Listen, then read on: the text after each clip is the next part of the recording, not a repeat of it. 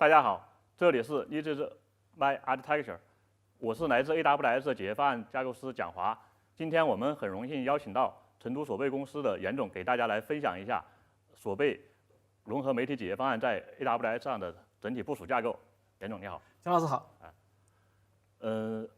今天我们很荣幸邀请到您，希望您给大家介绍一下就是索贝公司和索贝公司在媒体行业的一个解决方案。好的啊，索贝公司是一家具有20年历史的专业音视频制播解决方案供应商，目前的业务覆盖全球的超过30个国家和地区。我们的产品解决方案以及服务覆盖了这个全球的超过5000个客户，特别是在国内的新建融合媒体项目上，我们的市场份额占80%。今天我跟大家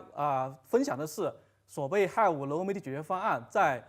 世界著名的国际通讯社的一个全球新闻云的一个应用案例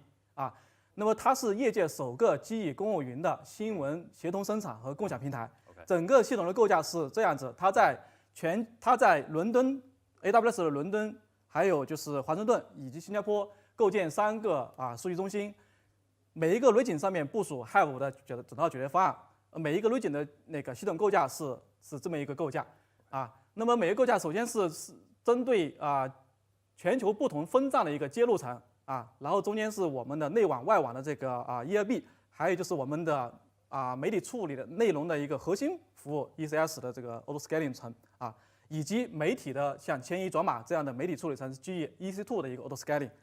那么最下面是我们的媒体元数据的存储和加速，有 Alona 和这个缓存。那么对于媒体文件的一个访问，我们是采用这个 CloudFront 来做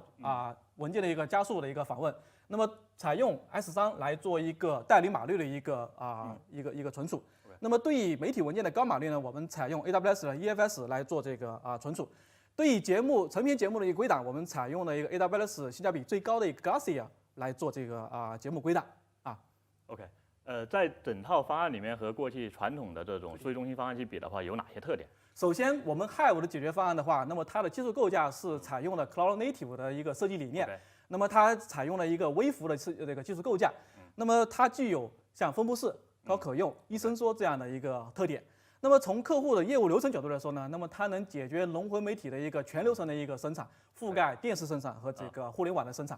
那么第3个点呢，就是针对特别这种国际通讯社的话，那么它全球的记者的一个协同访问那个是我们可以实现全球的一个记者站的一个随时随地的一个访问和编辑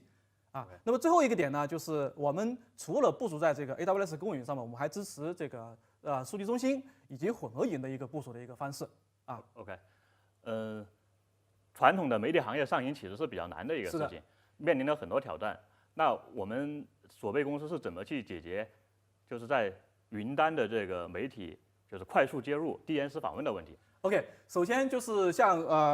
国际通讯社的话，他们在全球有不同类型的这种分站，比如说像伦敦，它是一个洲际分站，它有大量的这种节目生产以及有比较好的网络条件。另外有这种地区性，就是国家性的，比如说像德国或者说意大利。那么还有一些就是像网络条件相对差的，比如说像那个非洲那么针对这些不同的分站的话，首先针对洲际分站和地区分站的话，洲际分站采用这个直连地区分站采用 VPN 那么记者站的话采用互联网的这个直接访问。那么通过这个内网和外网的 ERB 之后，直接访问为 ECS 上面的这个内容管理服务层。那么对于这个媒体的这个处理和存储来说，使用的是这个基于 EC2 上的像迁移转码这些服务。那么他们是直接访问基于 ECS 上的高码率以及基于 S3上的低码率同时基于 Glacier 上的那个节目的一个归档。那么对外的话，我们是直接通过 CloudFront 对 S3做一个加速的一个访问这样子来实现一个全球的记者站的一个就是无缝的一个访问。OK， 那就是在用户端的话，怎么去解决？就是像比如说记者站的用户接入以后，怎么去解决在云端就是流畅编辑的问题？是的，云端的一个顺畅实时的一个编辑是整个媒体行业的一个最难的一个技术点。那么我们是通过独创的一个，首先是索贝的一个基于 HTML5 的一个网页版的一个飞编另外就是 Adobe 的这个云上直接编辑的这个插件。通过这2个工具以及相关的流程来实现全球记者只要带着笔记本装上 Premiere 飞编，在全球的任何地方，只要插上网线，它就能够通过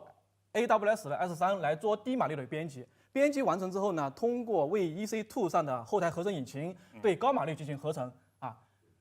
那么这样子来实现整个的一个实时编辑和一个高效编辑，同时我们还实现了一个采集过程中的一个边采集边编辑，来提高整个编辑的一个效率。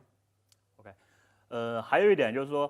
在传统的这个媒体行业的话，其实它在这种突发性事件里面，其实会有一些就是资源不够的问题，就是说怎么在云端快速去解决就是它的这个伸缩性问题。是的，这也是与传统的这个广电解决方案不一样的地方，就是我们采用了这个公有云的这个资源平台。就是大家都知道，针对像全国两会啦、G20峰会啦，还有奥运会以及世界杯这样的这个大型赛事和事件，那么对节目量的这个是爆炸性的增长，对于媒体后台的这个处理能力也是需要一个有巨大的一个伸缩来支持。而我们是通过这个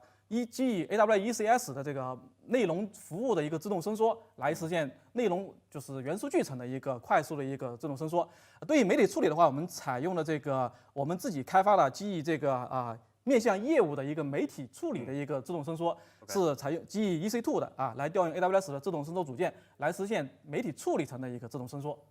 这样子来将整个系统的这个灵活性和处理能力做到最好，同时也降低了整个这个系统的一个成本。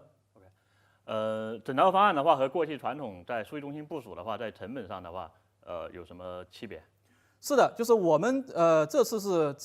大量采用了 AWS 原生的这些服务，比如说像这个 Aurora 数据库，还有就是以及针对媒体不同特性的这个存储 S3 用于低码率，对吧 ？EFS 用于高码率，就是采用最适配媒体业务的这些存储和对应的服务，来将我们的这个媒体服务做到